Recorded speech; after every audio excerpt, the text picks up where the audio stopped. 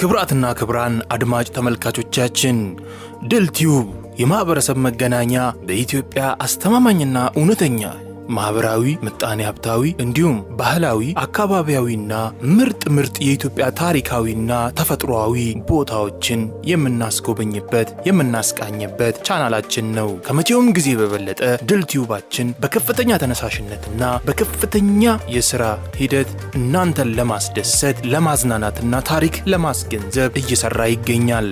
ሰብስክራይብ፣ ላይክ እንዲሁም ሼር በማድረግ እንድትደግፉን እንጠይቃለን። ከኛ ጋር ስለሆናችሁ እናመሰግናለን።